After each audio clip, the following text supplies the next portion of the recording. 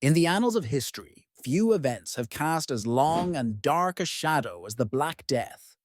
This calamitous pandemic swept through Europe in the 14th century, leaving devastation in its wake. Yet behind the well-known statistics and stories lie untold tales of survival, resilience, and profound change, which reshaped the very fabric of European society. The Black Death arrived in Europe in 1347, having already carved a swath of death across Asia and the Middle East. It came with the trade routes, borne on the backs of rats and in the holds of ships, bringing a bacterium so deadly that it wiped out an estimated 30 to 60% of Europe's population in just a few years. Imagine entire towns and villages left desolate, the sense of homes where laughter once rang, heavily laden with the spectre of death. But how did it spread so quickly and with such lethal efficiency? The culprit was Yersinia pestis, a bacterium carried by fleas that found their way onto rats and ultimately humans. The impact was swift and catastrophic.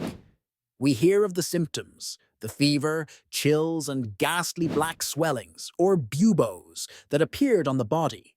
Many who contracted this disease were dead within days. Yet the Black Death was more than just a biological cataclysm, it was a social one. The sheer scale of mortality undermined the very structure of medieval society. Labor shortages led to the collapse of feudal systems as serfs and peasants found they could demand better conditions and pay, moving freely in search of those who would meet their demands.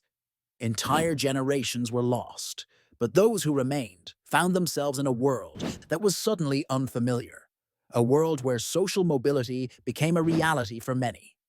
Religiously, the plague was seen as divine punishment.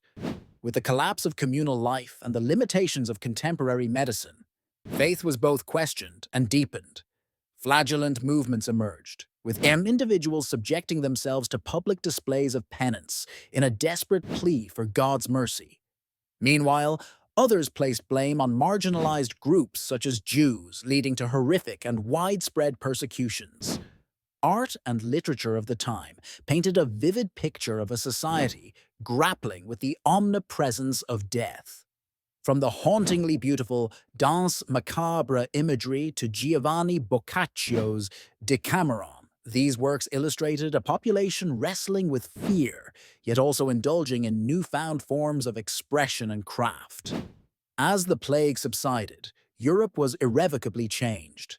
The end of the epidemic heralded the dawn of the Renaissance, a period of renewal in art, culture, and science.